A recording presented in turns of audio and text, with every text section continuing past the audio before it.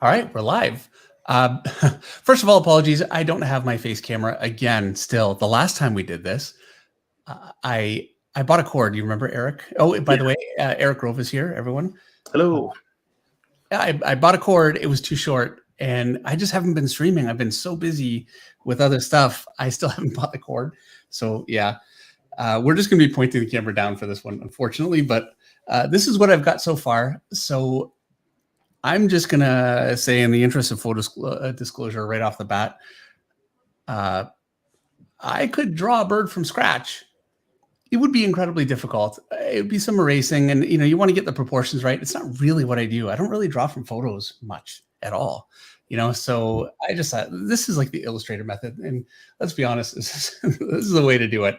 So I went ahead. I found a picture of a bird on my computer. And by the way, did I say thank you everyone for coming? Yeah, it's great to see you guys all again. I see Art Jedi's here, Kevin Mandeville, Dan Genovese, Efrain Jesus. No is new. Comic Artist 101. Yeah, Extreme Maybe. So yeah, it's great to see you guys here. It's been way too long. I miss this a lot, and we'll definitely have to do this again sooner. This is a bit of a different one. Tago Model Works is here. The crew's here. I forgot what I was saying, Eric. Completely. So Extreme maybe wants to know who's giving the tattoo and who's getting it. Right. Okay, so this is a tattoo design. Now, this is actually attempt number 2. It's on the scanner. I'm going to get up and grab it. The first design.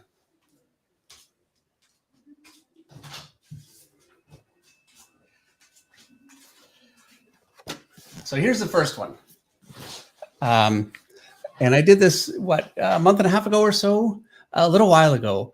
And this, by the way, is for my son. He's 19 years old now. He's in university. He is working as a bartender. He's very, very busy. And he wanted a tattoo. And this is the first time I've ever actually designed a tattoo for anyone. Not something I would do normally.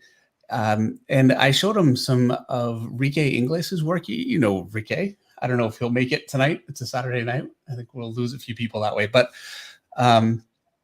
by the way, and I put this in the description, but you should really check him out on Instagram. Rike, it's at Rike Ingles, and the actual, his tag, whatever, I don't know what you call it, with the @ is in the description. So check him out. He does beautiful tattoo work, and that's really kind of what I was thinking for this.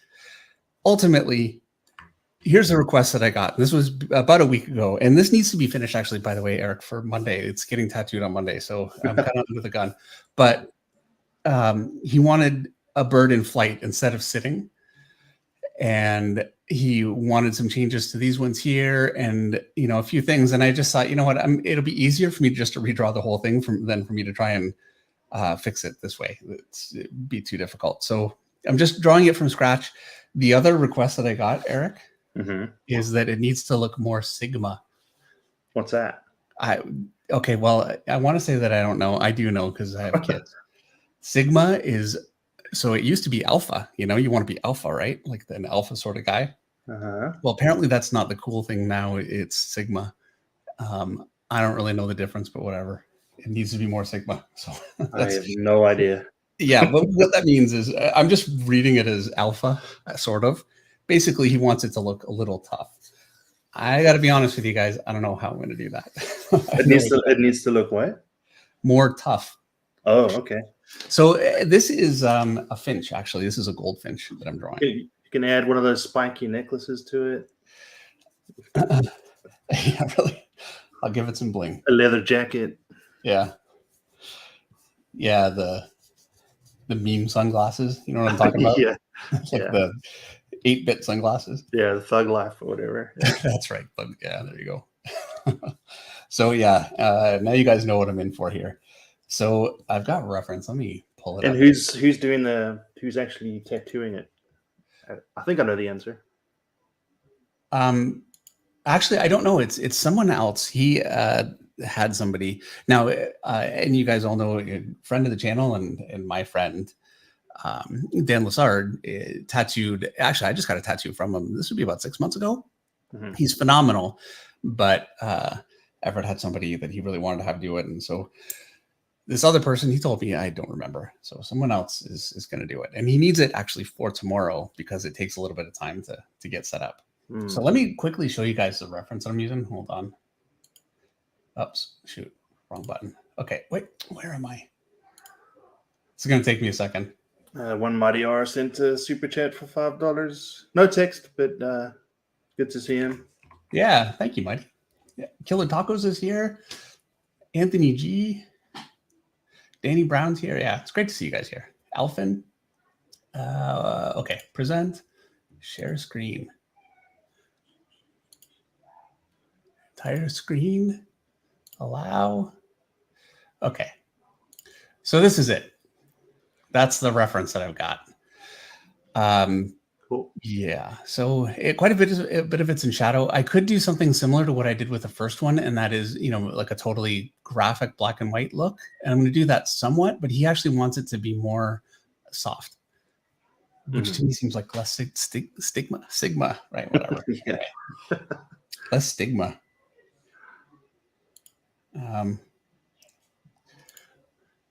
Oh, come on, stupid thing. Howard Kanzler send a super chat. Finch, you are my hero. Here we go. I was having trouble figuring it out. Stop. Okay, we're back. All right, here we go. All right, I'm going to get started. Oh, and thank you, Howard. I really appreciate it. Reference. Got to pull this thing up again.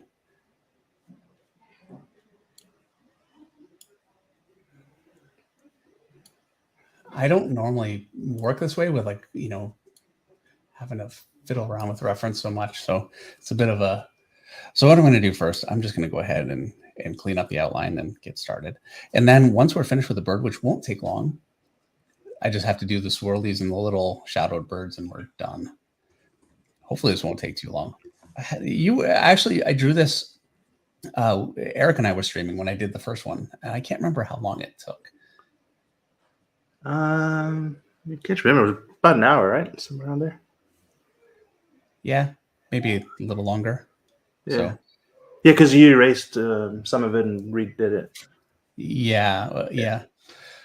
Well, and then I had to get input, make changes. Yeah. I tell you, I've gotten to a point in my career, and I appreciate this all the time, where for the most part, editors actually leave me alone because they know what I'm going to do. And, I turn in layouts.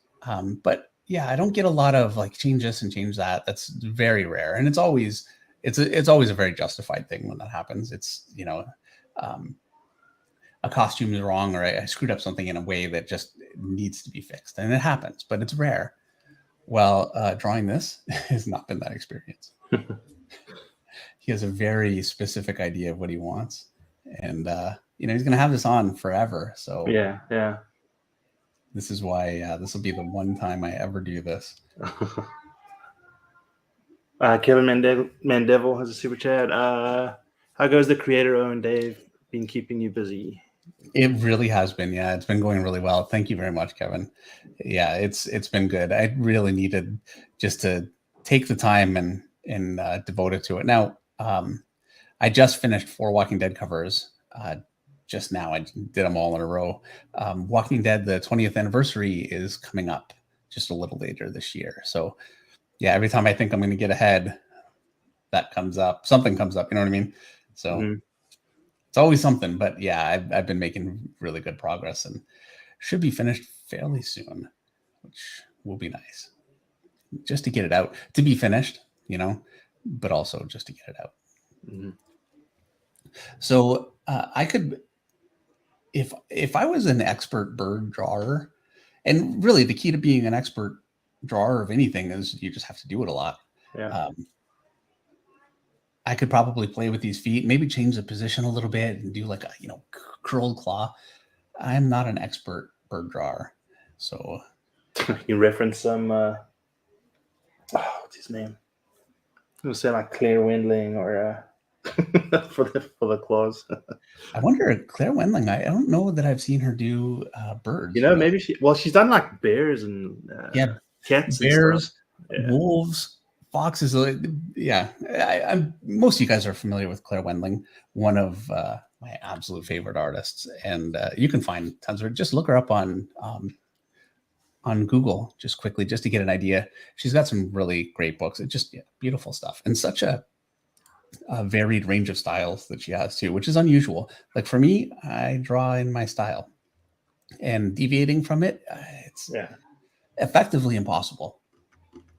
Like I just did a picture actually where I was looking at some Arthur Adams because I'm a huge fan, and I really wanted some of that feel.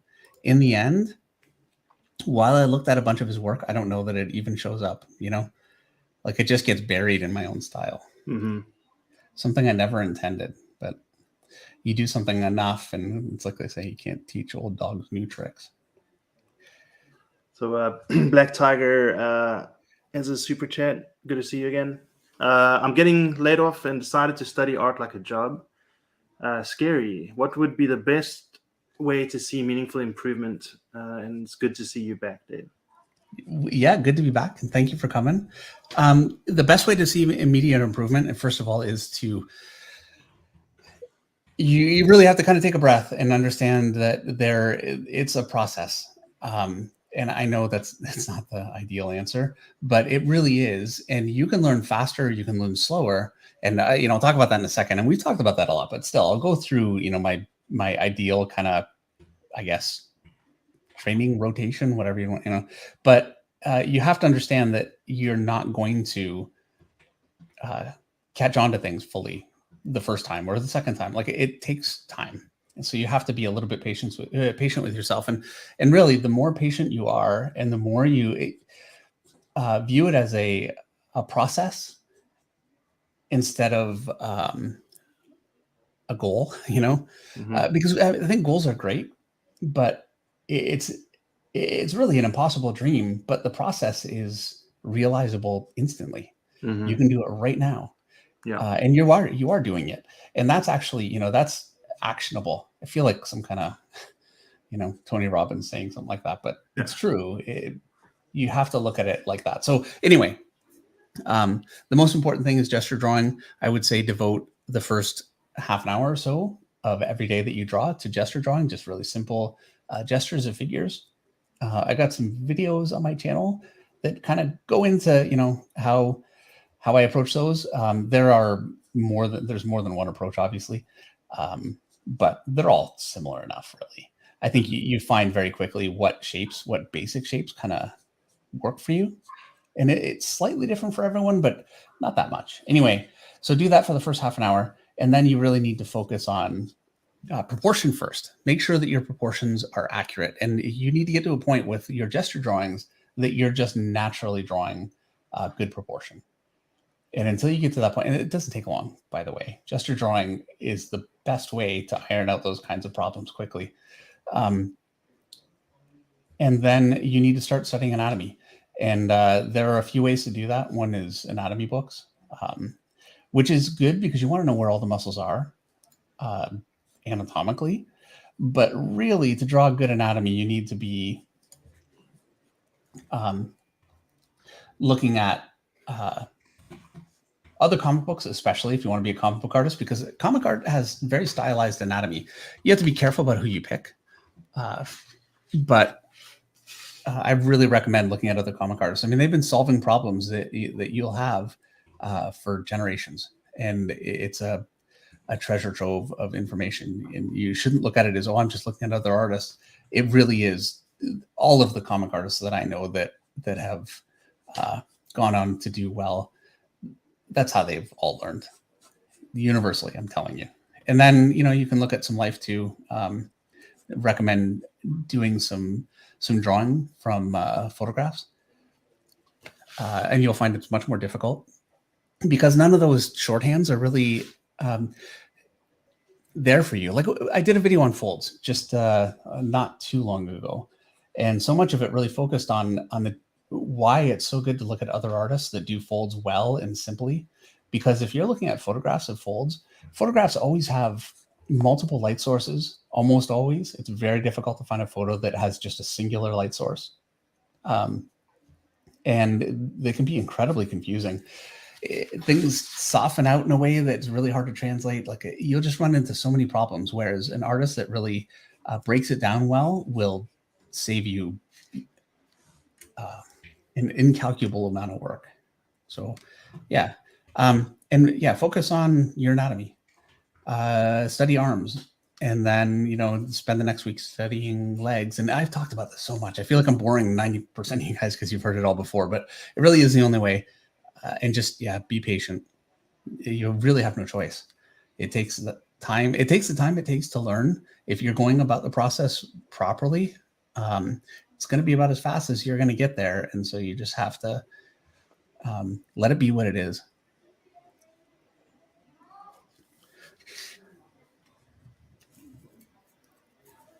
Let's see. Yeah.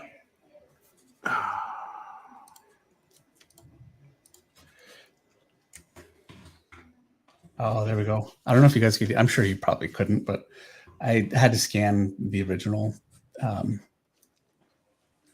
tattoo design in order to put it up for the thumbnail, and it's been going this whole time. The scanner, when you turn it on, takes so long to power back down. Yeah, with the learning as well, I think it's so easy to overthink things sometimes. And you get yourself into like it's you almost make it out too complicated than it needs to be. I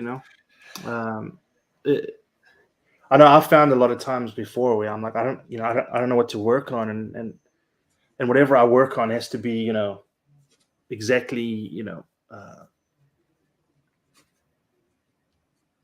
I kind of psych myself out basically.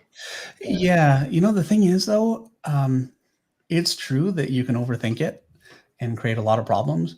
At the same time though, you have to be able to intellectualize for yourself everything you're doing. Sure. And that's really kind of overthinking by necessity. You have to understand why you're making the decisions you're making. Yeah. So overthinking is a little inevitable. As you get more comfortable, things just start to piece together in a really easy way. And I always say, this is so easy. It's very easy. And I've kind of realized that in some ways it is, but I've been learning with painting. Hey, painting is so easy. Yeah, sure. It's easy once you start to figure things out, but you need to be able to intellectualize this stuff, and it takes time. Yeah. Yeah, I know what really helped me was I would just pick a subject and just do it for a week as well. Hands, legs, ears, eyes, whatever. Yeah.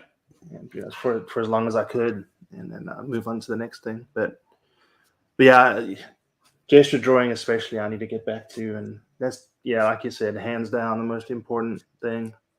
Well, and I don't know if you guys have seen, there are a lot of comic artists that will come in to the business, and you can see like a really, I don't know, exponential, but you can see a really fast growth curve, and then it really stops. Part of the reason is there's only so much to learn, and also there's only so much ability that we have, and some artists do have a more natural innate ability, and it takes them a little bit further, but it doesn't have to be that way. It really is. If you're willing to put the time into continuous study and not just treat it like, hey, I've started to get work, so now I've made it. I'm good. You will constantly get better your whole life. Yeah. But it's the discipline it takes to do that is tough, and I struggle with it all the time.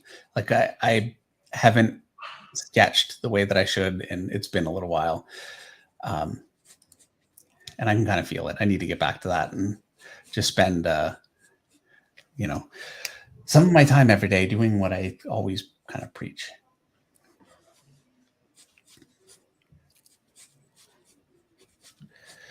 The nice thing about drawing, though, learning how to draw versus like working out, for instance, is when you learn something really, really well, it's yours, and you now own it forever.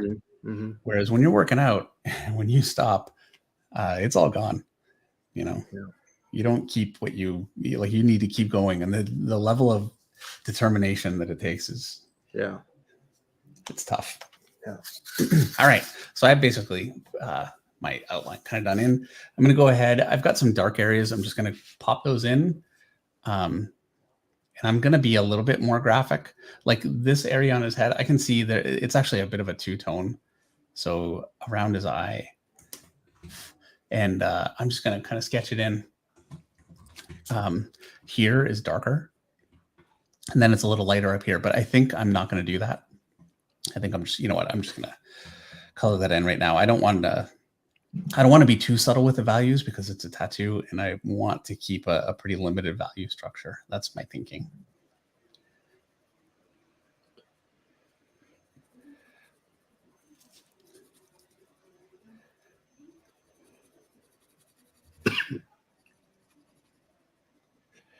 And yeah, the fun part of this really comes after we finish the bird.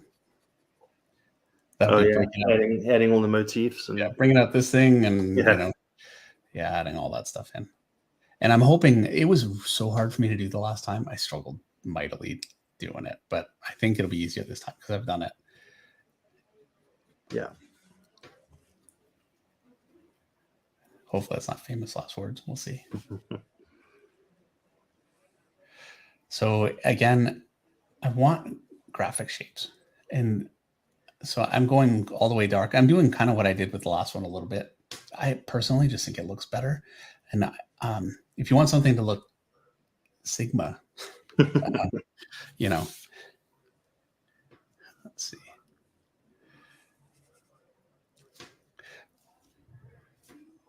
Yeah, you know what? Listen to me, totally changing my mind. It's all dark under here. And I don't like it when things just start looking really wishy-washy. It's going dark. I'm doing dark.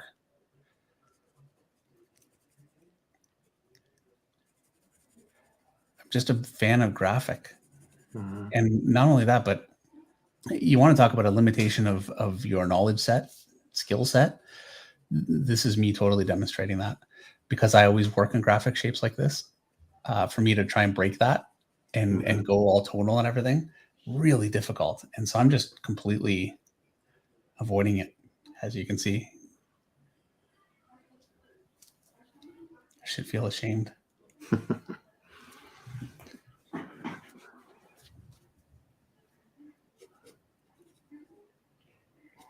How comfortable would you be painting it?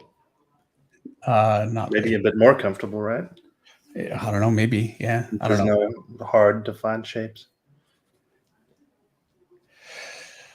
All in all, it's so not what I do. I couldn't imagine painting it. Dan Genovese says, I'm probably in my own head, but I feel like I'm too old and can't absorb the information as well anymore. I think the biggest thing is distractions. The older you get, the more distractions there are. Yeah. It's very difficult. I mean, you have responsibility and, more than what you did when you were younger. And to me, that's what makes it harder. It's just that. It's not that you're older. It's that there's peripheral things going on. And, And then he wants to know if that's a finch, which I would safely assume, yes. Yes, it's a goldfinch. By request.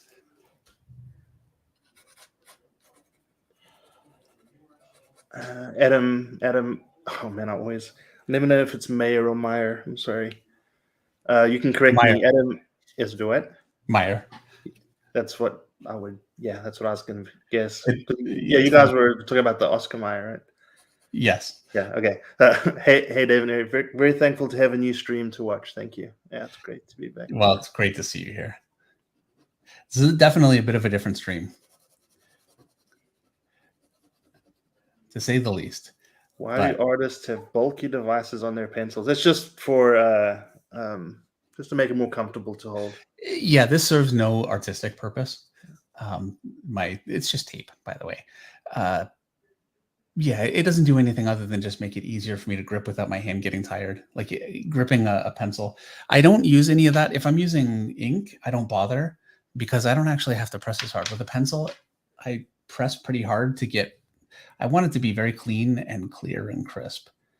And I have found too, and I could attest from inking my own work that's even drawn this way, I'm being pretty clean with this. And you'd be amazed at how when you start to ink it, some of that clarity really disappears quickly.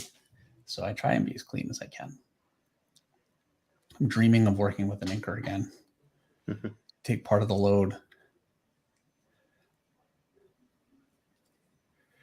So what I'm doing now, these shapes I'm seeing on the reference, but I'm taking liberties with them, and I'm really trying to design my shapes more than like that shape there is there, but it's not designed quite like that.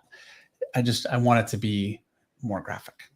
And that's the best way to use reference, right? You embellish it. Yeah, ideally.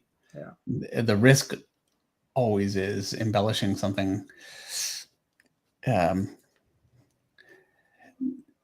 If you lose the essence of what made the picture work, you're sunk. Yeah, that can happen. I've done that. I think, oh yeah, I'm fixing this. Nope.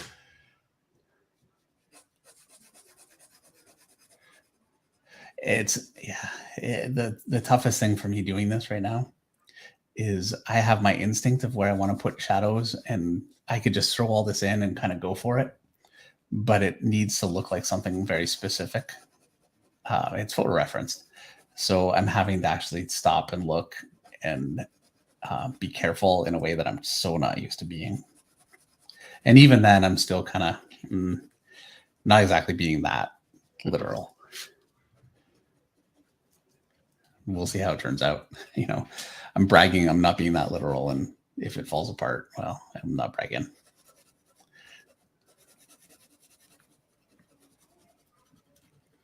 So Kevin Mandeville says, Dan Genovese, Jack Kirby was 44 when he drew his first issue of Fantastic Four. It's never too late. While that's true, he was still a professional for quite a while. But yeah, I get what you're saying. Well, a really relevant case is Mark Bagley, who was that's true. Was he 35? I mean, he was quite a bit older. Yeah. Maybe a little younger. And he's not the only one, by the way. At the same time, it is true that it's relatively unusual. And the reason for that, it's not more difficult because you're old, like not inherently more difficult. It's more difficult because you have options. It's a hard go, especially when you're starting. People will pay you no money. They won't communicate with you. They'll basically treat you like you're disposable, which you are. And I mean, that's it's a sad reality, but to them, you are completely disposable until you prove yourself. And that can happen fairly quickly for some artists, and it can take a long time for others. And it makes it really, and that's once you break in. Breaking in is incredibly difficult. And when you have a lot of options, and also when you have a lifestyle that you're accustomed to, and you have, like if you're an accountant, you're making really good money, you have a solid lifestyle, you have a family that depends on you, to take the kind of time that you really need to take in order to do this properly, it's very, very difficult. It really is. I've said this before a bunch of times. I made $100 a week for a year when I broke in. Now, I was working for Top Cow. I was working for Food Money. That's what I got paid for food. They also had me in an artist condo with a bunch of other artists. I didn't have to pay rent. I didn't really have to worry about a huge amount of things. Like, it was such a great experience. So I don't want to sound like I'm, somehow exploited. I really wasn't. But yeah, I made very, very little money. And if I would have said, you know what, this isn't for me, and walked away, you know how many people would have said, oh no, don't do that, and tried to talk me out of it? No, they'd move on and say, okay, fair enough. Because they're just not invested until you prove yourself.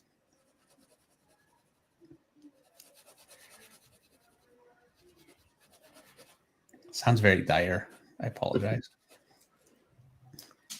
I mean, that said, if you're determined, it's doable. Yeah. But it does take a level of determination and a willingness to sacrifice. Yeah. Because it's a big sacrifice. Yeah. I found a low-hanging fruit for me is, go to bed later and get up earlier. There's, in my household, and when everyone's gone to bed, that's one of the times where I can really sit down and practice, or and early as well. Yeah. So there's it's true for everyone, but the fact of the matter, again, the older you get, the more responsibilities, but especially if you have a family. But Yeah, oh, sorry, Eric. Go ahead. no, I was just saying you can work in drawing. If you really want to draw, you'll find those moments where you can sit down and practice. Yeah, but what do you do? An editor says, "Hey, I like the work you're doing. We are in rough shape on this book. We need an artist to come in. You need to do 30 pages, and you've got 2 weeks." Mm-hmm. And that's the kind of dilemma that happens to artists. I wish it was not uncommon, but when you get your start, they're not thinking, hey, is this going to be an easy, doable thing for you? And because it's not a negotiation, you take the job and they move on to someone else. Yeah. And it can be, it can be tough. Yeah. So, yeah, I think I was specifically referencing just learning. But yeah, I mean, if you've entered and you're pro now, then that's And you need the support of your family too. Yeah. Like Eric, I think you're very fortunate that your wife is very, very supportive of you taking the time to learn the stuff and grow and start to get work. Oh yeah. She loves it. She's really into it.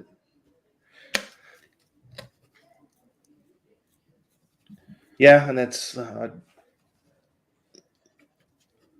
know there's a lot of folks who that may not be the case. Yeah, especially if you have another line of work while you're learning. It's really tough because I mean that's your main source of income. So. Well, and for older artists learning, that's almost a given.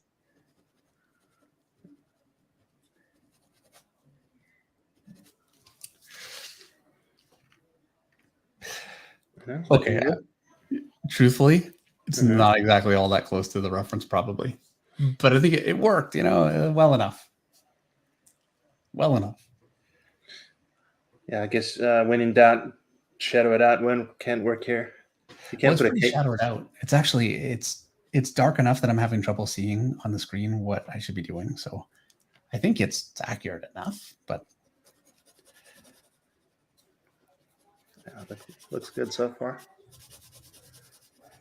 I figure the bird's going to take me we're moving through it pretty quick, so shouldn't take too. What time is it? 9:30. Taking a little bit of time here. So Eric recommended a show. I don't know if any of you guys have seen this. What's it called? Night Agent, right? The Night Agent, yeah. Yes. Anyway, so I watched it last night. I was up till 4:30 in the morning. And I got a lot of work done, actually, so it was good that way. But yeah, what a mess. So, and I had a lot to do today. Like, it's not like I could just, sleep it off. So yeah, it's been a day. I totally did it I knew I was doing it too, and I still did it. I watched most of the season all in one night. It's a good show. If you guys haven't seen it, I recommend it. Yeah. It's like Kevin likes it. Kevin Mandel. Yeah. Yeah, I find it hard to stay up like I used to. I remember just staying up almost 24 hours playing video games, and then being almost totally fine the next day. That is just not the case anymore. No. If I do that now, I'm done for like a week. Well, how many of you guys watching are young and don't have all those responsibilities? I wonder what the breakdown is demographically. Because I don't know, but I get the impression that most, I would say, are a little bit older and have a lot of responsibilities. Yeah, I think generally that's the audience here. I mean, we have like Atomic Art and Art Jedi who are young, but I think the core folks are working age and have a family. You know what I'm dreading, Eric? Dreading my phone ringing. Oh, I had to see where you are with it. Well, my son is watching, or he said he would. Maybe he's not watching, so maybe that's why it hasn't rang. But yeah, I'm dreading I don't know. Can you fix that?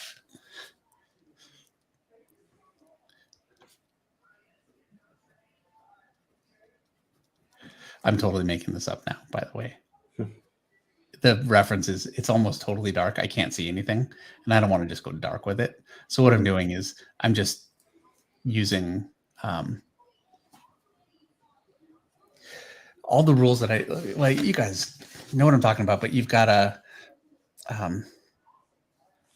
here's a shape, you know, and I've got my light in this case is coming from here, and so I want it to be thicker on the undersides, the outline to be thicker. So, and this is an inking technique, so I'm going thicker here, thicker here, thicker here,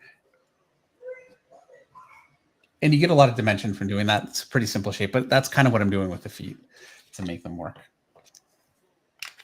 Instead of trying to, you know, zoom way in on that thing and draw tiny little scales, which there's a limitation to what a tattoo artist can do in terms of fine detail. And it just wouldn't read anyway. I've done that before, Eric. I did a dinosaur and I tried to draw every scale. And I was there for like 2 days to draw this one stupid dinosaur. I was drawing Avengers. Yep. Okay, I thought it was for Batman. I remember Batman had a huge dinosaur in the Batcave. I learned my lesson by then a little bit more. But yeah, it took me 2 days. I blew my deadline trying to do it. And then in the end, it ended up just looking like soup. Like it just... Because it gets scaled down. Yeah. Well, even not scaled down, it just didn't look good.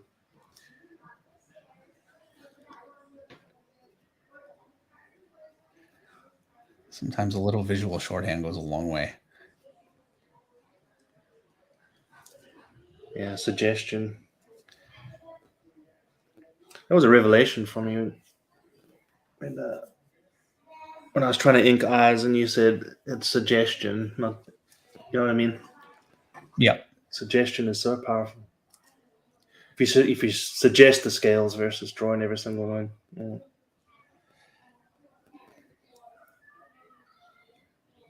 Well, in times like this, for like these hands, having those kinds of techniques kind of, you know, in the tool belt just makes all the difference. Like I know between your fingers, and you can't really see here, so, you know, I don't know how to angle it so you can, but there's a bit of a lip up in here. And so I'm putting that in there. And I know that from drawing tons of hands. And I've got my knuckle here. And so basically I'm kind of faking this stuff in just a little bit because I can't see any of that detail. But this is where, you know, having that little bit of knowledge, it makes all the difference. Yeah. If this doesn't work, I'm going to be eating my words, you know. This is why this. I'm going to say you're going to eat crow, but it's a finish. Yeah. I always worry about that. Whenever I do these live streams, I always worry that I'm talking like, you know, oh yes, this is how you do that, you know, like a total expert. And if I fail, hey, I look like such a dummy. All right. Well, it looks good from here. Well, thank you very much. Hopefully you guys are enjoying this. This is such a different kind of a stream. You know, I have no idea actually how many people are watching. I know it's very, very different.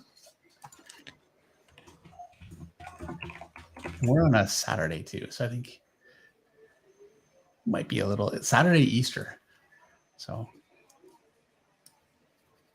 it might be a little quiet. Oh, I wanted to mention too. I don't know if I mentioned this to Eric, but I have another tutorial video planned. I did a video on shadowing a figure. One of my first videos. I think it was actually my first real tutorial that I put up. And I was happy enough with it, but there's so much stuff missing. And it was some basics. Like I think it was kind of necessary basics to get in there. But I want to go a little bit more in depth, especially I want to go in and do a video really about shape language. I'm not going to call it that because nobody would watch the video, I've learned. But I'm going to call it, you know, I don't know what I'm going to call it. But yeah, it's going to be all about, you know, taking shadow from, you know, the simple concept of just using, you know, breaking things down to simple shapes and then shadowing that. And then all the way to how to get these kinds of interlocking forms really work into something that gives your picture a lot more interest than it could otherwise have. So shadow design, I guess. I mean, that's not a bad title. Yeah, it is so important. It is. It really is. And it's not something that is necessarily totally intuitive. So yeah, that's something I want to do coming up. And that'll be within 2 weeks for sure. Like I'm gearing up for it. I've got another thing that I need to do kind of on the computer. So yeah, while I'm there, I'm going to get that one done too. yeah. Time to get back and start doing a little bit more stuff for you guys, because it has been nice to have a break, but I can't tell you I've really missed it. I really have. It's so important designing everything you put down. Otherwise, it just looks. There's so much power in shapes. Yeah. You've got to, using it to your advantage in shadows is just so beneficial with, especially comic pieces. Yeah, where I'm getting really lost, there's so much subtle shadow in this where it's like a mid-tone shadow, and I really feel like if I just go in and do that, the whole picture will just start to look washed. Yeah, you can't render here. Yeah. Now, if I was really good at that, I think I could do it and it would look great, but I'm not. And so, yeah, here's me very much dealing with my own artistic limitation. Yeah, you can't use cross-hatching or anything. I don't mean cross-hatching. Well, okay, it is true, because there's a shadow that comes down through here, and if I could cross-hatch it, I would do it that way, because I'm more used to that. So funny. It took me so long to get comfortable with only being able to use black and white, because it's not the way you would naturally want to draw, I think, just naturally. But now that I've done it for so many years, it's like a little prison. Adam Meyer sent another super chat, said it looks great. Thank you very much, Adam. Much appreciated. So I hope you guys are having a great weekend and a great holiday for those of you that have a holiday.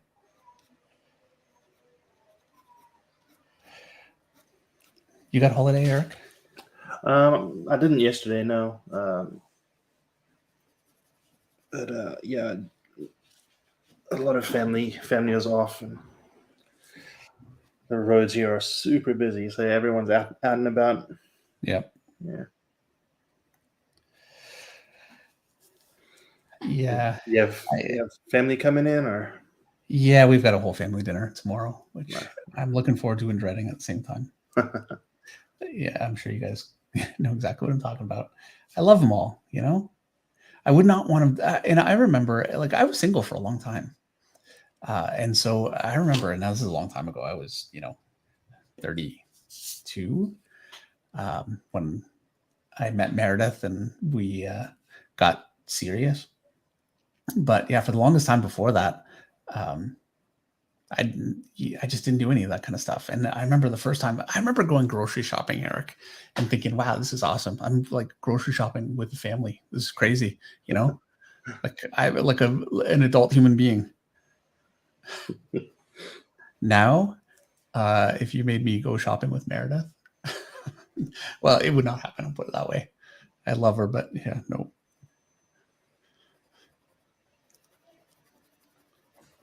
Does she look at every item on the shelf? Yes, she does. Yeah. And then they have to try them on. I mean, it's such a cliche, but that's how it is.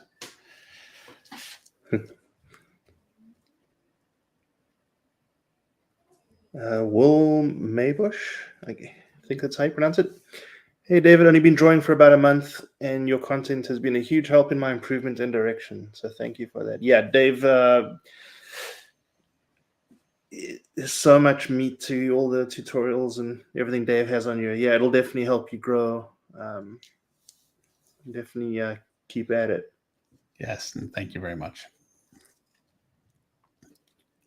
Some ways I feel sorry for you. In some ways I really envy you, because it's like such a journey of discovery and it's so much fun. And also when you're new, learning it can be so much easier. You can make a massive leap with just a little bit of knowledge. When you have been drawing for longer, it's tougher to make those kinds of leaps. Yeah, it's easier to accept criticism. It's easier to recognize failure.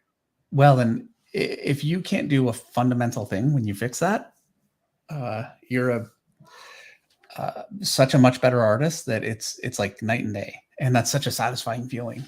At the same time, though, the level of like I remember throwing my pencil at the wall when I was trying to learn how to draw and just getting so angry and so frustrated. Like it's a hard thing. So I envy you, and I don't, and I hope you keep it up and don't stop, because that is really what stops people. What Do you say that you miss those little victories? Yeah, I really do, and I still feel it sometimes. Actually, I think that's largely why I'm enjoying painting so much. Yeah. Is it's giving me a chance to have that discovery again, and you know, Mhm. I mean, there's so much with comic art that I don't know and don't do as well as I could. So you know, I probably should be concentrating on some of that stuff too. But with painting, it really just it does feel like a discovery all the time. I'm really enjoying it. Yeah. Eric and I have actually been painting a decent amount lately when we get the chance. It's tough because you know everybody's busy, but we have done a little bit of painting together, and it's been a lot of fun. Yeah, so much fun. Okay, so I'm gonna say right now, my bird looks. That's too much. To me, I think it looks a little rugged, maybe. You know, definitely more than the reference by far. But I think that's kind of. Yeah, this question is that what Sigma Is that Sigma? So I Anybody Googled it. tell us whether we're doing Sigma or not. So I went ahead and Googled it because I was just totally lost by it. So the difference between Sigma and Alpha is Sigma is the more reserved kind of Alpha. Oh, So they occupy the same, you know, on the totem pole kind of thing. It's right. just Same that, social status, but one of them isn't. more reserved, chilled. Okay, well, there you go. Yeah. Lone wolf, Kevin. Yeah. See, there you go. Kevin knows what it is. Yeah. Kevin is a Sigma. Sigma doesn't need attention. Yeah, there we go. Yeah, it's not like a jock, right? Like a, yeah. Is there, I wonder, anyone in entertainment medium anywhere that ultimately doesn't need attention? You know, maybe Mhm. like I know for me, I'm not the most like forward kind of like in your face kind of person, but yeah, I'd be 100% lying if I said, "Oh, I don't care and I don't want attention for what I do." So that's not very Sigma, Eric. Yeah. Well, maybe like on the outset, it's. I mean, I look at like Keanu Reeves, right? He seems pretty chilled and not attention seeking, but maybe that was different when he first started. You know? Yeah, maybe. Maybe yeah. On the outset, that's the case, but then it kind of fades over time as you. I don't know. I don't know what I'm talking about. Different priorities, I guess. Yeah.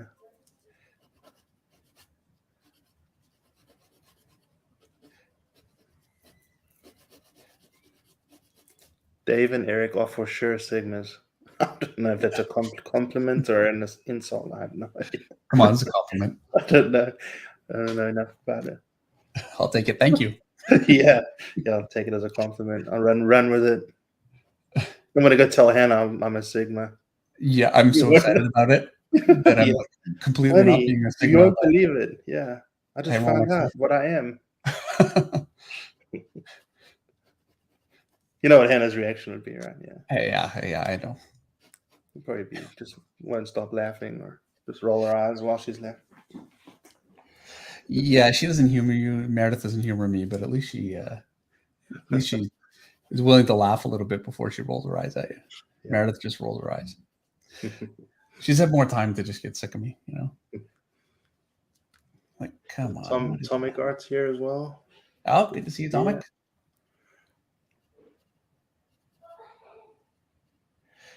We're doing something very different, Atomic, this time. So, breath of fresh air. Well, or you know, like watching paint dry. I'm honestly not sure.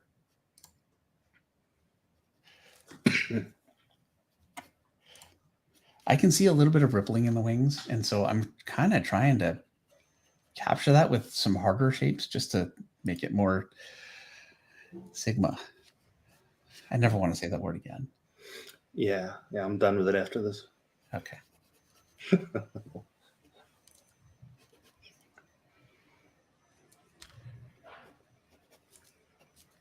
Yeah, so hopefully Everett won't say that's too alpha, because then it's like, I just don't know at that point. I don't. What are the other options? There's beta. I'll Google it. Let me.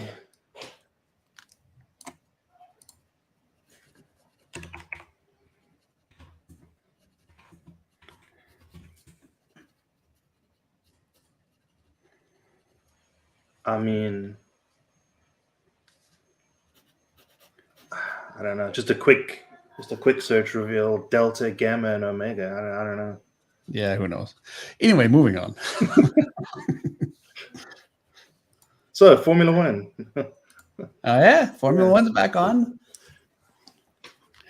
Hamilton had a huge race for Mercedes, considering that it was looking like their season was over before it started. I know you guys are thrilled with it. You know what? At least 4 people, Yeah. maybe 2, care. So yeah, nice to see Mercedes doing well. And That and Aston Martin doing well. yeah, that's for me. That's a big story. Yeah. Fernando Alonso is back. Oh man. So Fernando Alonso, and I'm assuming most of you guys aren't familiar, but he is 43. Is that right? Anyway, he's pretty old. Yeah, he's been around for ages. He used to race for Ferrari. He won, I think, I want to say 2 world championships. Is that right? Certainly one. Might even be more than 2. Let me see. But regardless, this would be all the way back, mid 2000s. He's suffered from some ill-conceived team ups. He would go to a team and the team just would be underperforming. And is he the greatest driver out there? Arguably. Anyway, he's having like the greatest season he's had in years. So it's pretty exciting. Yeah, he won 2 championships, 101 podiums, 32 wins. That's crazy. Yeah. Yeah, what was cool though was the podium was 3 champions. That was awesome. It was Verstappen, Hamilton, and Alonso. Yeah. I thought that was pretty cool. It was cool. MMA, what's going on with MMA? I haven't really been following MMA. So Adesanya and Perez fighting tonight. Oh, I don't know who's going to win. I got a feeling Adesanya is going to win. So do I. I think that they say that the loser generally has an upper hand because there's more in it for them. It depends, but generally. Well, he was unbeatable until he was beatable, Adesanya. Yeah. So Perez has been his Achilles heel, right? His first loss came to him in kickboxing, so he had that hanging over him, Yep. That guy's vicious, and I mean, to be honest, Adesanya was probably gonna win the last fight until the last flurry that ended it. I mean, yeah, it's interesting. It's a fun sport. You never know what's gonna happen. I'm just waiting for Chimaev to fight again. Yeah, I know he's got who knows when that'll happen. But. Someone's been wanting to fight him. I can't remember now, but he's going up and down in weight. I don't know. It's just. Well, he missed weight last time too. Yeah. He's who knows. So he beat Gilbert Burns, and Gilbert Burns is fighting Masvidal tonight. Oh yeah, Masvidal, who is going to retire if he loses. I can't believe we're missing these guys. Do it? I said we're missing this. Yeah, I like Masvidal, but I can't see him beating Gilbert Burns. Burns is a monster as well. Funny enough, Chimaev that was his last fight was Burns, I think. Wasn't it? I think so. Yeah, it was in September last year. Yeah, Dennis Kelly. Hey, Dennis, good to see you. Yeah, he brings up a good point. People thought Usman would win the rematch too. Yeah, that's a good point. Oh, I thought he'd win for sure. Yeah. And he was one of the most unbeatable looking champions. Yeah. But isn't this always what happens though?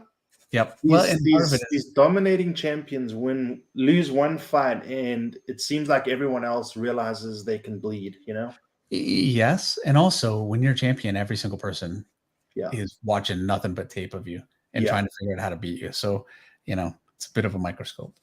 Yeah. Yeah, I wanted to see Usman win. He's such a good champion, I thought, but what do you do? Yeah. This is why I don't bet.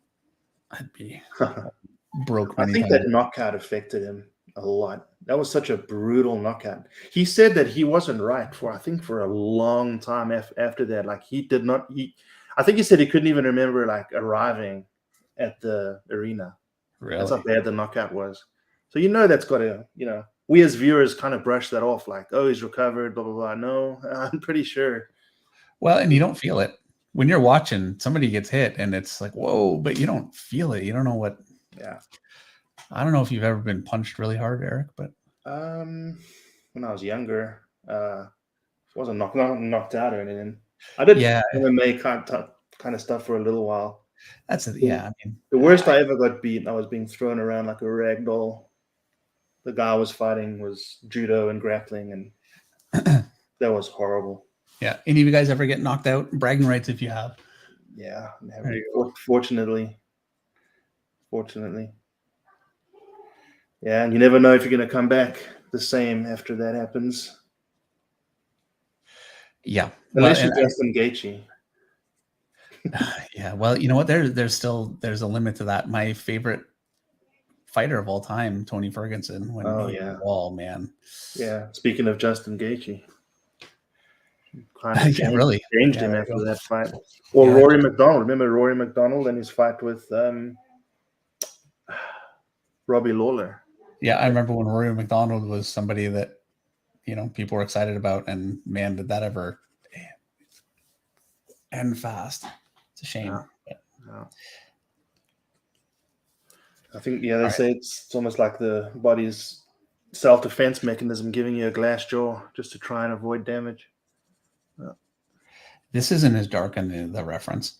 I'm making it dark because it's just looking to me. I'm seeing like layer after layer of similar size kind of things, and I didn't like it. So the contrast is good, so it'll make for a good tattoo.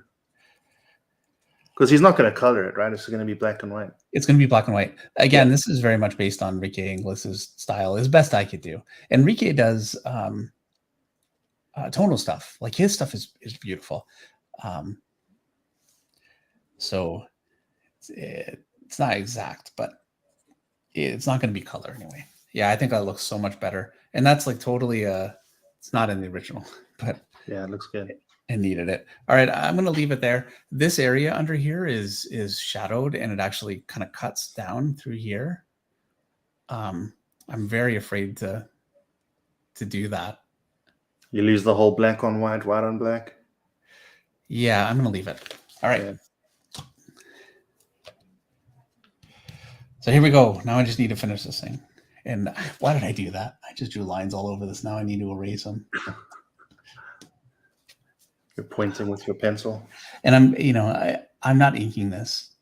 This is going to be someone else having to interpret it. So me putting extra lines, the amount of times I've been inked by even really good inkers, because to a certain extent, a really good inker knows how to draw. And so they know how to interpret you. At the same time, they kind of have to trust you a little bit, otherwise they just totally take over. And so I get pencils back, and there'll be something that was a construction line as far as I'm concerned, and it becomes part of the picture, Yeah. When you work with a good inker, usually it looks pretty good. All right. So I guess the tattoo artist, does he trace that and then transcribe it, or? I don't know. Yeah. So the next thing I'm going to do, I'm going to take my parallel ruler. Most of you guys know what this is. It's actually fallen apart on me. This part kind of fell off. And I'm going to do parallel this way, parallel that way, so I don't have to figure it out for every line. And then I need to do a diagonal. So I'm going to do a grid behind this, and that'll give me something to work on. Once the grid's done, seriously, this thing will wrap up in pretty fast, which is good because it's already 9:59. Yeah, doing good time. Yeah, I don't want to keep you guys here forever. As it is, it's Saturday night. I appreciate everybody that was able to come.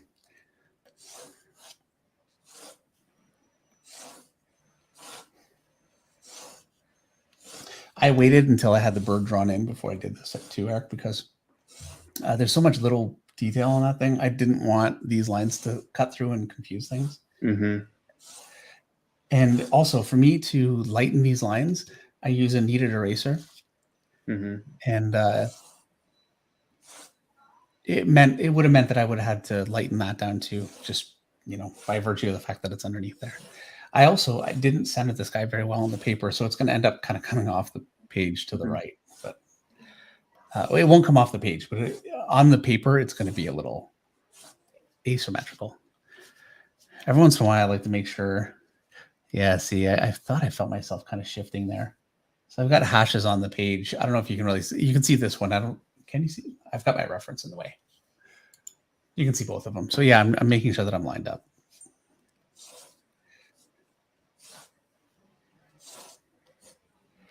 And all of this is just guidelines. So when I design the shapes behind it, I can just throw them in. I'm going to use a ruler for them, but I don't want to have to make sure they're vertical and like I don't want to have to make sure that they're going the right direction. So this just makes all the difference. When I'm penciling for comics, I do this part right here in all my backgrounds, and it's a hassle. And I'm sure that looking at it, you think, what are you thinking? I'm coming out. I need to shift my. So I actually missed some super chats. Sorry about that, guys. So Dan Lassard was sent a super chat. Sorry, Dan. He said, I think this is freaking awesome. Did I say that already? I don't think I read that one. No, I didn't even know Dan was here. Well, it's great to see Dan's here. Yeah, good to see you, Dan. You know what? He's not still here. Yeah, he could be. I don't think so, though, because Dan, he is a morning person. So I have a feeling he's gone to bed. Well, Dan, if you're here, definitely say hi. And Black Tiger also saying, I think I missed this one. When we were talking about age, he said he'll be 37 in August and no second thoughts on it. I'm sorry, you kind of trailed off. I missed the. Black Tiger said he'll be 37 in August. And let's make sure I didn't miss any others. I don't think so.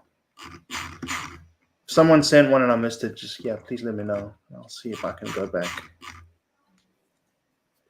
I can actually finally kind of see the comments now. I haven't been able to see the comments the whole time I was doing the bird because it was up over the screen. But Tomic said he turned 18 in March. Yeah, you're old now, Tomic. Yeah. You're one of us old guys. Yeah. 18, you're starting to get into the age when like the ridiculous outliers start to break in, like Joe Mad, or I think Rob Liefeld was like 18 years old, but it is so rare. And it's I'm sure, Tomic, that you're in a hurry, and you'd like to do it as quickly as possible. And I know I would if I were you, of course. And the way that your work is going, Tomic's stuff is really, really come along so fast. Yeah, definitely. He's doing some, and actually he is doing some work. Like he's working on a project with someone. So, and really he's already kind of on his way. Yeah. Average age, 22. Yeah. And someone mentioned how to practice earlier, whatever. Reach out to Tomic because Tomic's very, very structured. I think he even draws out like a routine and writes it down and sticks to it. Yep. So, and the difference between what Tomic is doing and what it would be less effective really is just it's actionable stuff. It's stuff where you have to just sit down. Don't worry about your goal. I mean, you want to have a goal, of course, but you want to worry about the process. And Tomic is just trusting the process, and you can see that the leaps and bounds that he's making. It's incredible. So now I'm going to do this way. This is a hassle. I'm sure, if some of the bird was like watching paint dry, this is the worst. And this is like a part of a video where I would just cut and come back later. But this is what it is. This is part of the job. And the fact is that once this is done, it makes everything else so easy, especially if this was a comic page. I wouldn't even use a ruler for the most part for my backgrounds. Once I've got this in, I just freehand over it. And these lines keep me pretty straight and it keeps it pretty clean. And so I spend the, 10, 15 minutes getting this done. And then the rest just powers through versus if I was, let's say I need a horizontal line here and I'm like, okay, I want it right there. I have to line up my ruler. I could be using a T-square, which works a little bit differently. And then the line, whoops, see, I messed up my ruler. And now I'm going to find that's right where it is. Okay. And now I've got another line here and I'm going to, do the same. Oh no, it's not worth it. So much better to do this.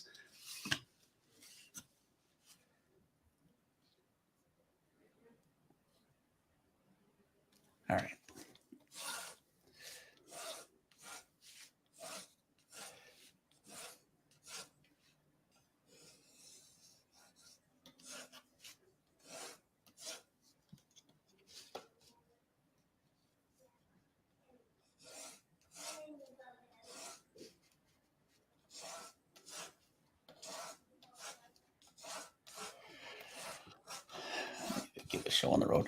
Now that I'm kind of waiting from the bird, I can start to slap these in a little quicker too.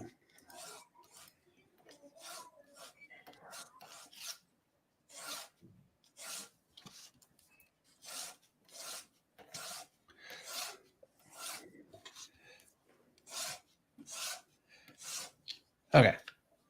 Good enough. All right. SCS Oh, Powerlifting is here. Good to see him too. Oh, Awesome way to finish my birthday. Glad to see some Finch ride. Well, happy birthday. yeah, happy birthday. I need to run upstairs and wake Meredith up and make her sing it. Yeah. Oh, that's true. Mine's on Monday, and I could have had that. Yeah. Yeah. Well, happy birthday. Story by Osmosis. Great to hear you guys again. In the meantime, I finally bought a house with a large studio. We'll have to show Meredith later. My skills have made great strides since last stream. Thanks again. Awesome. Congrats. Yeah, that's great. Well, I'm a little afraid to see that because Story by Osmosis artwork is very, very good. It's high level stuff. So it's great to hear. And very good. Having a nice dedicated space where you guys should see my office right now. So Meredith, usually, I mean, when we're doing the stream regularly, she's down here once a week. And she gets very upset when it's a mess. Like I'm sure you guys have heard, people have been around for a while. If she comes down and there's like junk on the floor, she'll call me out on it is what it is. But she hasn't been down in a while, Eric. My office, it's pretty rough. I'm a natural slob. Yeah, I feel like I have to every month. I got to go in and clean up that utter mess I've made. Yeah, well, okay. Look, in my defense, I'll say this: while I may be a slob, I clean my office every day. I just have all of my supplies. I've been doing so much painting. I've got painting supplies everywhere, like on the floor. Yep. In order for me to find colored pencils that I'm looking for, I finally just sprayed them out all over the floor so I could see them all, and they're still all over the floor. So it's stuff like that. It's not like garbage. So all right. So this is a tough part. 45-degree angle. Like, how do I figure out what exactly is 45? Do you know what the answer to that is? If you have a perfect square left and right, then go from corner to corner. That's 45. Yeah, but I don't have a perfect square. Well, if you take those lines, those oh, you don't. Hey, you know what? That looks like a perfect square. Yeah, if you can visualize a perfect square, you can get 45. See, smart. I didn't know that. I mean, when you say it, I'm like, oh yeah, it's obvious. It's so small. There's a lot of, but whatever. It doesn't need to be perfect. Yeah, it's basic. That's going to be good enough. And now I'm just going to do. That's 44.5, Dave. Okay. All right. Story by Osmosis says we're renovating the guest room, so Dave and Eric, you have free accommodation in Australia if ever you fly down. Oh no, we lost the Dragon King. He's going to bed. Well, thanks for sticking around this long. Using the ruler, it's bound to lose a few people, and it's late. There's a reason why I rarely do linear backgrounds on streams, and this is the reason. You have asked about the ruler, so it's a mapping tool, like a nautical mapping tool, Atlas, yes. And Binnacle, Binnacle. Now you won't find one like this. You'll find actually a much more useful one at Binnacle because they're clear plastic, so you can see through them. It's so much better. This one, I lost my Binnacle ruler. And I just haven't gotten around to getting a new one. This is actually an antique. I got this in an antique store. It's very, very old. I think this is the stories it could tell. I think this is ivory. It's very, very old. I'm using it because I had no other ruler, and you know what? Heck with it. It looked like it had never been used before, and I'm sure it hadn't. Well, now it's getting used, and this thing is going to be used for 20 years before I'm done with it. So yeah, there we go. I'd rather make use of something and let it sit on a shelf. Especially, I mean, it's ivory, which is not exactly the most ethical thing in the world, At least using it is better than just, I don't know. And for all I know, it's not ivory. I actually don't know. Kevin says it's made from the hull of the Mayflower. There you go. Yeah. Yeah, ivory. I think they have like faux. I don't know can't remember what it's made out of. But there's faux ivory nowadays. Okay, it's faux ivory. Come on, it's Yeah. got to be. Like, it seems kind of unlikely that a ruler would be, but it looks like ivory. Hopefully, it's faux ivory. Oh, this is such a hassle. When I'm finished with this, it'll go fast. Trust me. Okay, everyone's failing to find it. Let me see if I can find the one I bought. Let's see. I know Binnacle themselves you can buy from.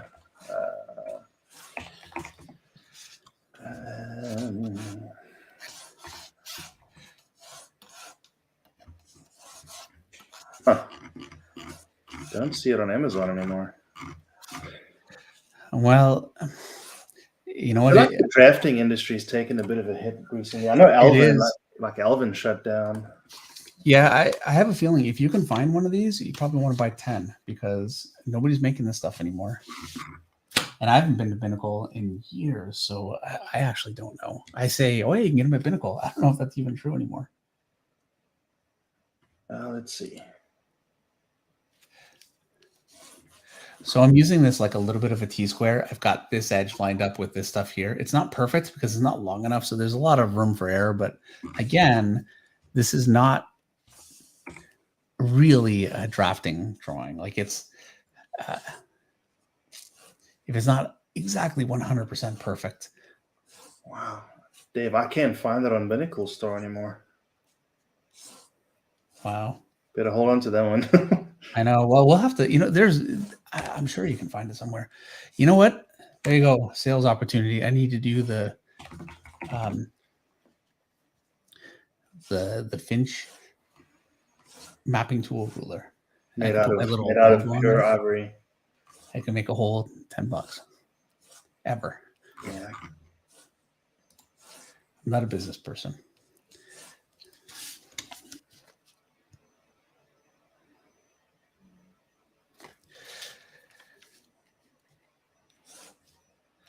We're almost done. And yeah, I apologize. There was just no way around this.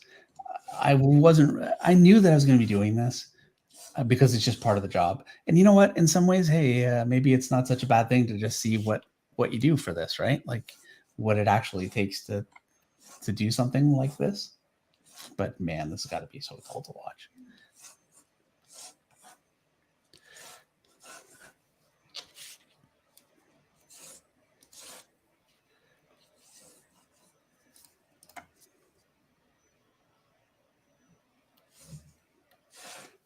We have a comment from Sir Kaizen. He says, thanks so much, Mr. Finch. Just turned 15. I have been studying off your videos for a year now and has improved my drawings tenfold. Also, I love the way you shade. Thank you very much. Just keep drawing. So cool with, internet and YouTube where you can just, you can learn from Dave by watching and rewinding and replaying, and it's such a great tool to have. Such a big part of overthinking, we were talking about this earlier, is not knowing if you're going in the right direction. And you can expend so much energy putting so much work into something that's really actually just counterproductive. And the fear of that can be rough. So there's really something to be said for watching artists, not just for comics, but for all kinds of different things, do the job live. And really this picture here is different than all of the other live streams in one very fundamental way. This is actually a really finished drawing that needs to be very specific. So I'm having to rule things out and make it right. It's not, but at least you see, what it takes to do it. Or at least what it takes for me to do it. Now, if I was working on the computer, this would be almost instant. And there's no advantage to me doing this on paper, frankly, because, well, aside from Everett having, my son, having the original art, I could have just done this on the computer. So anyway, I'm lightening this down. I don't know if you guys can really see it. I can still very clearly see it though. And so what I want to do is just get this light enough that it acts as a guide for me, but it doesn't interfere with the picture. And I'm just using a kneaded eraser in order to do that. Are you still looking for the ruler? Oh, so the one that I got, you can get on Amazon. It's by Weems and Plath. So Okay. I don't know. Binnacle may not make them anymore, but there's one by Weems and Plath. If it doesn't say binnacle, it's crap. Yeah. I don't know. But in Scottish, it's crap. Yeah, crap. By the way, most of what I did here is going to be a total waste of time. And it's always this way for me when I do this kind of grid. But what this allows me to do is to put anything anywhere and not have to worry about making sure that it all lines up and it all Well, fits. yeah. What's worse is if you need it and it's not there. That's what's worse. Yes. Better to put more in than needed. Not such a big deal for this because nothing is in perspective. This is all flat. Yeah. So it would not be hard for me to just reestablish it.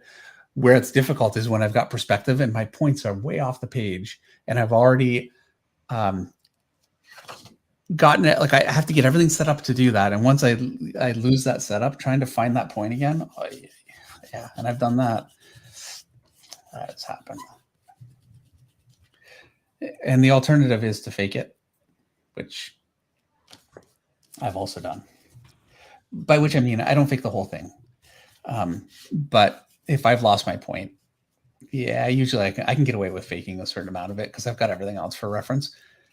And you can actually, and I know artists that fake the whole thing and don't need any of this kind of grid work, and they just go for it, and it looks beautiful. And I'm very jealous, but you have to know your limitations. And for me, a limitation that I have, and I'm still pretty fast, is that I really do need a proper grid. When I don't do it, I feel like things start looking like marshmallow backgrounds. All right. So this is what I'm dealing with here. By the way, part of the reason I did the grid for this is I didn't do it on this one. And so I had to line up all the lines. It was what a hassle. I don't know why. Does Everett like that background? Just a different. He likes that background, yeah. And actually, this background got erased a bunch of times. Like we went back and forth on this design. So I don't know that it's really all that visible here, but on the original, you can really see where I had to go through and erase all kinds of. It was work. All right. The first thing I'm going to do. Here it is. I'm going to get out my compass, and you can see I've got a circle on this one. It starts right about here. I want this to be a little more centered. I'm thinking about starting my circle here. And so what I'm going to do is just set that there. And I don't want to draw really on this yet because I don't want to. Yeah, see how I'm going all along the edge here on the wing, and that really won't work. I'm fine for the face. And I don't want to go too big. So let's see. I'm going to try and shift it just a bit. He wanted the bird more centered, by the way. Gotcha. So Henry Jeremick is here.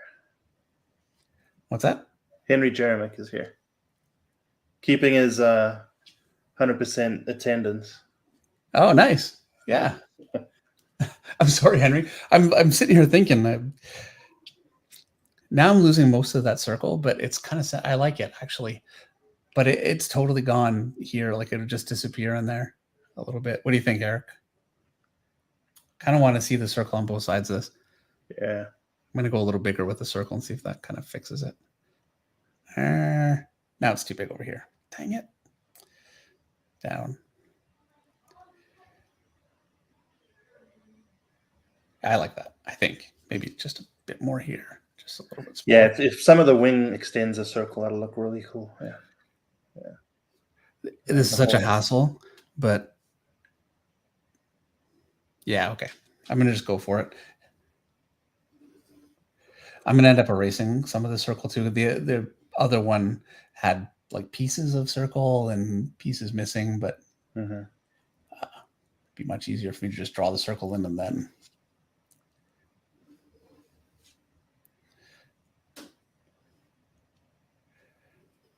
All right. Now I'm going to draw a few more layers onto it.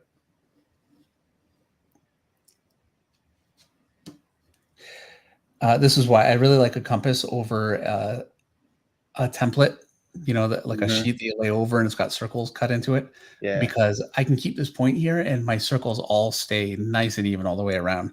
I have never managed to get those templates to work Yeah. as well.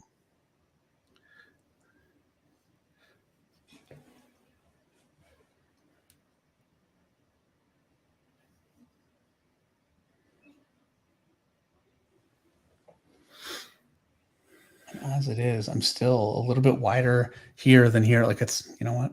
Oh, you know what I just did? What did you do? I Poked lifted. the hole through it. No, I lifted my. No, I don't know what my point was. Oh no. Just Oh, here it is. I was about to say, use your ruler and measure, divide by 2 if it's an even marking. Did you say math? Yeah.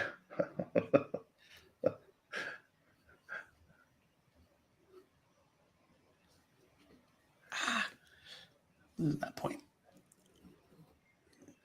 Now, yeah, I think I'm just going to go ahead and draw the whole circle. I'm not going to have most of it by far, but it's just easier just to throw it in and erase it than try and. This is totally how I did the other one too, by the way. All right, now I want a nice small circle and kind of in the middle. Come on. Edwin Wallace asks, how do you avoid punching a hole in the paper using the compass? I don't. Yeah, I mean, it's probably going to happen as you rotate. It's just making it deeper. So Yeah, I don't worry about it at all. It's, like and actually it makes it easier for me to see the hole. I'm not punching really through, like well, I don't know if you can, but I can see where I've depressed it. So it's not punching through, but I wouldn't honestly care if it did. All right, let me just clean this up a little bit. I have the shadow of another circle in here. And so now I had, I hit the spring of my camera stand.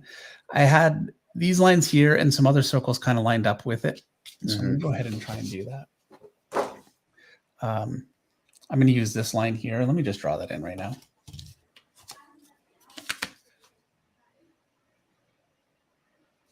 And again, I'm going to erase it where I don't want it. It's just easier for me to work broadly. So I've got that. Most of that's going to get erased, but now that gives me kind of a guide of where I want. I think I want another circle to end here. All right.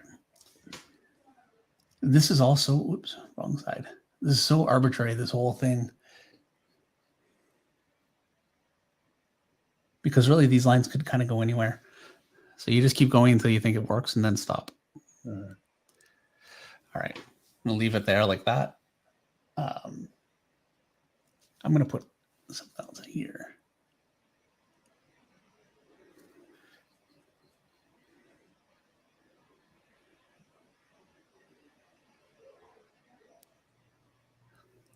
Oh, you know what? I think I've come off my point. There we go. Shoot. might be worth making a hole. Yeah. Okay. Yeah, it's pretty easy to tell when you've come off your point. All of a sudden, it's not lining up. All right, good enough. I'm going to have to fix that a little bit. What else I got here?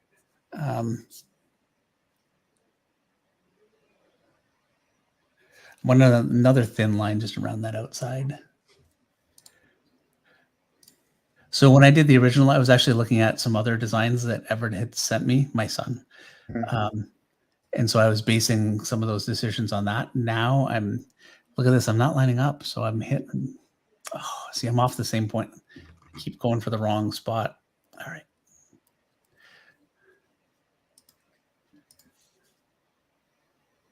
Now I'm just doing everything based on that picture, the first one.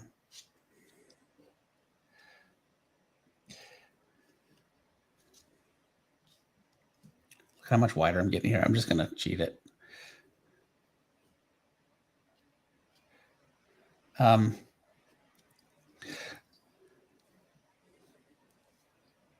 don't know why I'm getting a little wider. I don't care. I'm just cheating it. Adjusting it a little bit. I don't know what I was going to say. Okay.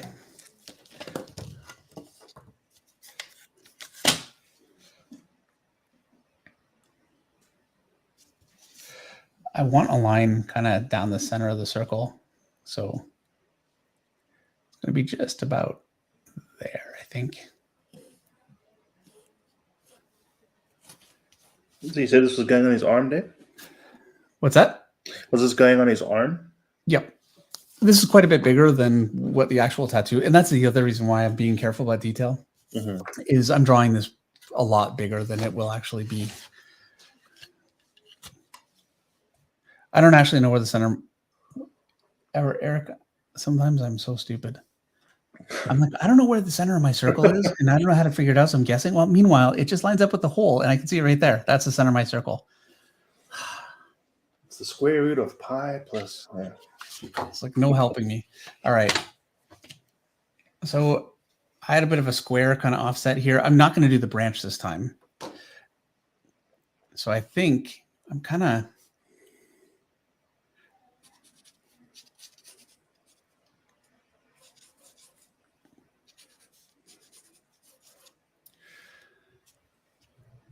Anthony G.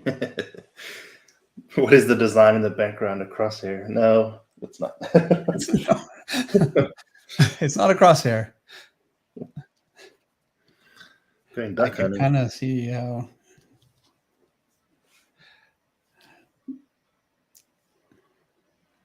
Then I need to kind of sketch some of this stuff in. But let's see. I feel like that's too wide. Okay.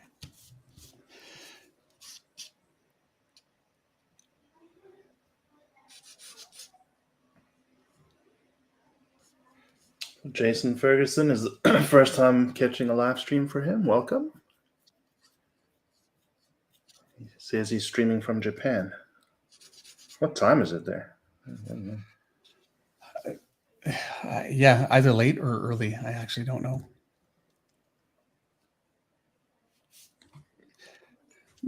You know what? I don't think this is going to work. The same design. It's just lining up with this. Okay. You know what I'm going to do? I'm going to go ahead and finish some of this circle. I'm freehanding on top of this. And then I can, while I'm drawing the circle, I can start thinking about what I want to do with some of the other stuff. Because the same design that I had, it just doesn't work.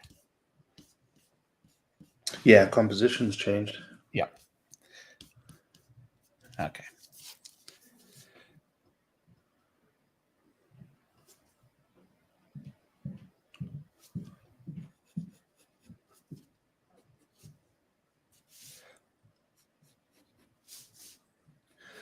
So now I can just go ahead and freehand this in. I want this actually to be dark.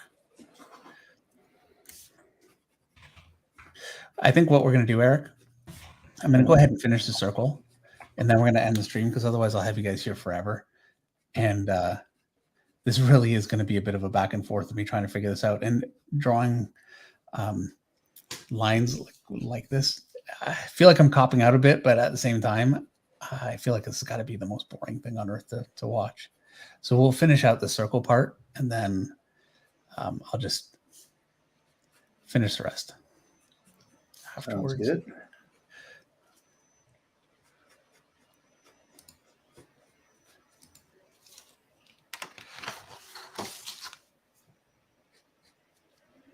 Jason Ferguson said it's 11:30 a.m. in Japan.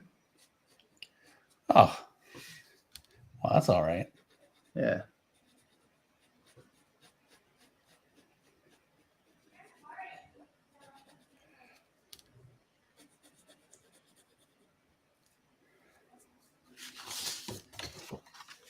Okay. And I don't want the circle to go all the way around too. And I kind of forgot. So it's a good thing it occurred to me. Otherwise I would have done it all the way around and had to erase it. So I need to figure out kind of where I want to break it too.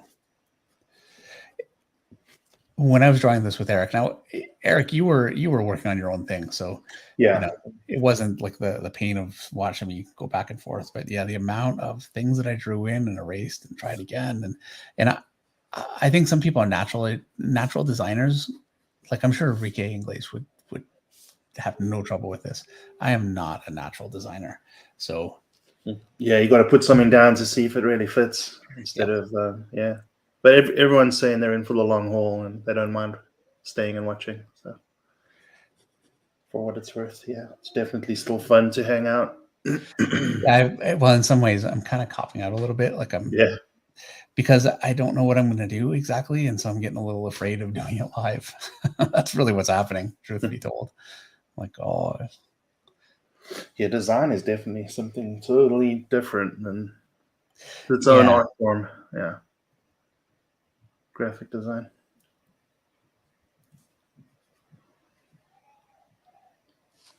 Art9's asking, you wonder who will ink it? That will be the tattoo artist. yeah, I'm just going to leave it in pencil. Yeah, he'll be interpreting and embellishing, I guess. And I would do this in ink, but just the amount of design decisions, just I couldn't do it. I guess the safest would be just to scan it and drop the levels or something. Yeah, well, actually, if I really wanted it, what I would do is full pencils for this and then just ink it, you know. Yeah. And I've had to do that before. Like, it's not like I've never done it. It's just not my favorite thing to do. So I'm going to leave with pencils. I'm going to make sure it's tight enough that it should be pretty easy to interpret. Yeah. What I'm doing here is I've got all these little kind of things here, and I'm just basically copying the same motif that I had before. These, at least, I know will work. I've got another circle. Oh, you know what? The other circle's already drawn in. Dang it. Oh, and this is why I didn't use the other page. Because erasing it, I pressed so hard on that thing, it just not happened. I'm going to put that line here instead. And I've got that line there I can't get rid of now. It's just there. I might white it out, actually. When I'm finished. Yeah, I was about to say, you got some Oscar or something.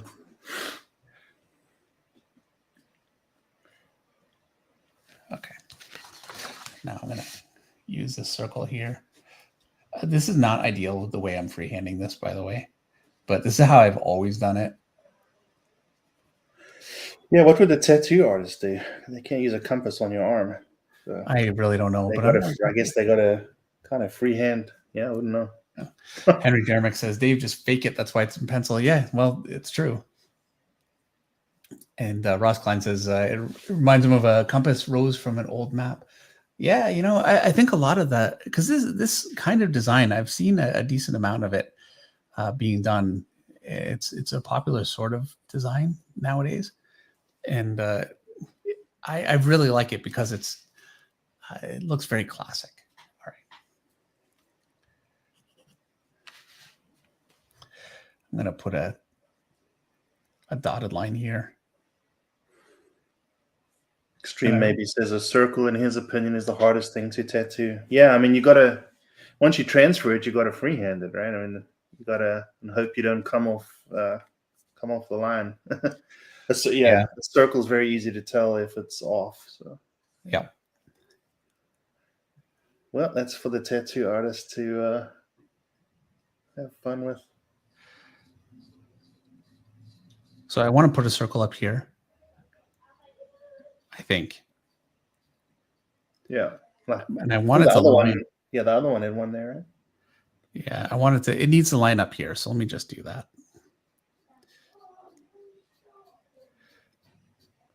And then I have to do the same thing I did with the big circle and just see where it ends, if it'll work. Whoops. That works nice because it doesn't tangent with his wings. That's great. Yeah. Okay, I'm going to go for it. Oh, but look at that. Oh, touches the head. Yeah. And that is there. So the solution would be to just move down to here, to that point. Make it bigger. And try it. Whoops. It's probably a better idea to have it at that point anyway. Oh, come on. Get in there. Art by Isaac has a super chat. Any advice about growing on YouTube as an artist? Love your work. going to go for it. Okay. Yes, I guess I do have some advice. I would say you have to look at why you go onto YouTube. You know, what are you doing when you're on YouTube? Do you think that works? I don't know if it does. You know what? I have an I idea. feel like you need to have a line in this from the center of the circle. That is the dotted line, right? Yeah. Now I'm going to put another one here. I'm going to bring this in. I'm not going to go all the way to the edge, and I'm going to see what happens. Oh, look at Yeah. that. Now I'm going to try it. I might have to erase all this. I think adding a second circle works. Come on. The problem is that one line that just stops, I think. Yeah. Because my mind's telling me that's the center of the circle, and it's not. So when it gets really close like this, it can be really difficult to keep from skipping. If you hold it at more of an angle, it's a whole lot easier. There you go. I just did that. You're right. Yeah. I made it easier. Yeah. Oh, still skipped. Yeah, you have to look at what you go to YouTube for. Do you go to look at other people's artwork? Honestly, people don't. People go to YouTube to either be entertained, outraged, or to learn. So if you're incredibly entertaining, and that's, I think, the hardest way to go, to be entertaining and not outrageous and not divisive, you know, does it even exist? I guess a little bit. Yeah, no, of course it exists, right? But it's hard. That circle, man, that was tough. Yeah, the smaller you get, definitely the harder. I think I would have been better off to actually use a circle template for that. As a matter of fact, let me go grab it. I'm gonna go nuts doing that.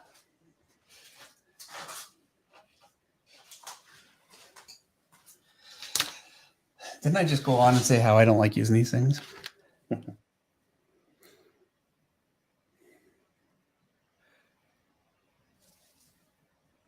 Yeah. So I looked at what my skill set is, and I did a channel based on learning, because it's I think if you don't have a big personality, and that's, come on, most of us for sure, you have to. It's a value proposition. So people watching, if somebody's going to watch, they have to know, like, why are they wasting their time watching? You know, what is it that they're getting out of it? And that's kind of that's what I was thinking when I decided to do it. I thought, okay, well, I need to give people something of value. The problem is that puts an immediate time limit on your channel, because I only have so much to say about this stuff. There's a limit. You know, I know some things and I don't know a lot. And I've supplemented that a lot by having some incredible artists on the channel on streams, and that's been great. And I'm definitely going to do that more.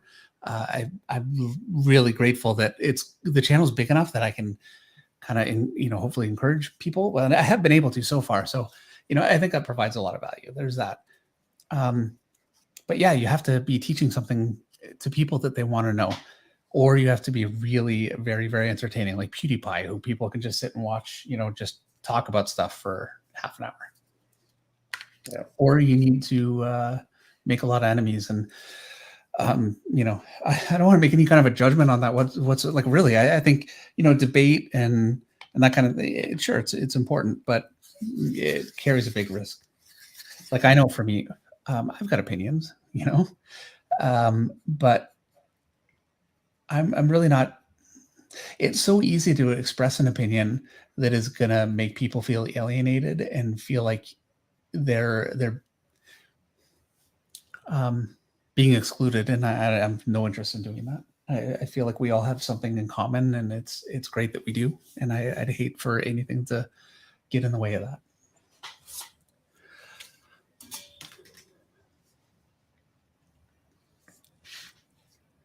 All right.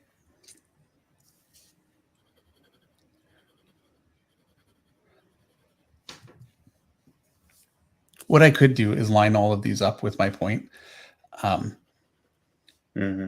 If ever there's a time I'm going to fake it, this is going to be that time. Did I say this would go like super fast once I had the? Yeah. Adam Meyer, another super chat. Any chance we can get a video tour of your studio? Well, not today. You should see it.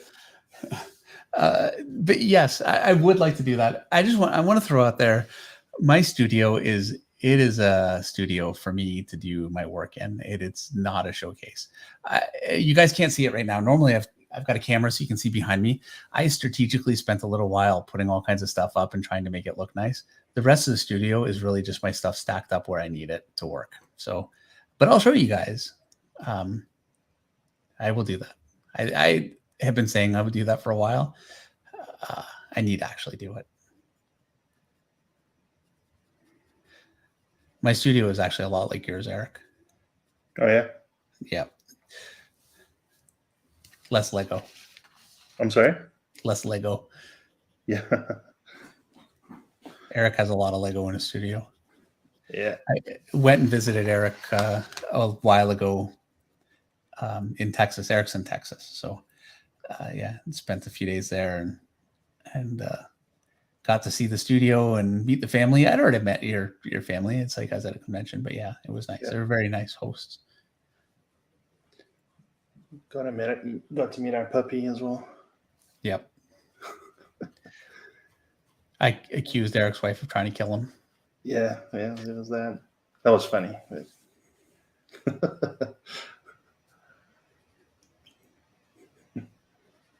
How was it? I can't remember. antifreeze. I can't remember what that was about. Oh, the coffee I was having looked like there was like something floating on top, like oil or something. Oh, that's right. From the Yeah. milk I was using. Yes. So I said that she was trying to kill him with antifreeze. And they didn't kick me out, which, could have happened. Oh no, she thought it was hilarious. Yeah, well, I mean, I was kidding. Yeah. All right.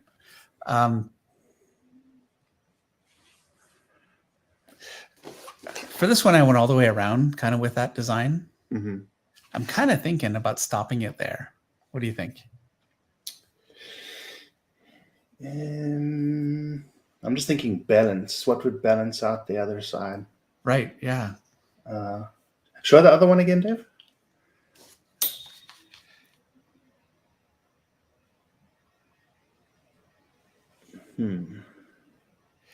Edwin What would you Wallace, do? right? What would you do for the opposite side? I don't know. I'm like, really, every line of this is going to be like this high wire act of me just trying to make stuff up.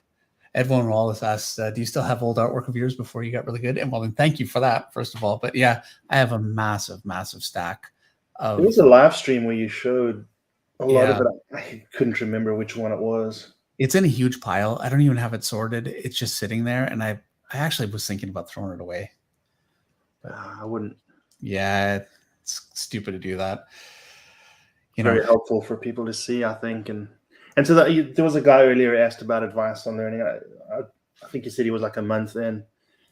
I think a good piece of advice is to keep that old artwork. Sometimes it's hard to see how much you're growing until you look back at how you started. Yeah, I mean, for sure. not necessarily in your case, but like when someone's first starting out, I think it's important. Yeah, I don't know what to do the other side there, or how far to go. It's a tough Henry one. asks, how do I like having a statue that's based on one of your drawings? If you could pick another one, what would you pick? Now, I've got a bunch, actually. I've got some of them behind me just over the years that have been done on drawings. If I had to pick, what's that? Oh, no, so sorry. Carry on. Oh, if I had to pick, I did have one X-Men cover that I did that was a statue. I don't actually have that statue, unfortunately, but I did covers. This is quite a while ago for a bunch of different X-Men books around the Second Coming time period. This is when Jean Grey was like a baby, and then she grew up a little. Anyway, I designed her costume. I'd love to have a statue of that, and I think there is one, but not of my drawing. So I'd like to have one based on my drawing of that character because I designed her. So Jason Ferguson's kind of going where I'm thinking. So if you show the other piece again, Dave. Oh yes, and yeah, Jason says silhouetted birds on the opposite side. Those are actually a requirement. I have to get those So in. those, since the composition's changed, I don't know if it'll fit top right again with bottom right with those birds.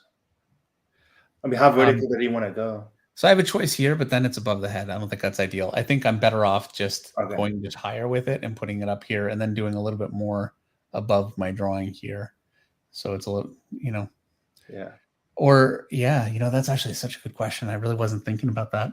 And he said he wanted the bird more centered. Yeah. On the tattoo.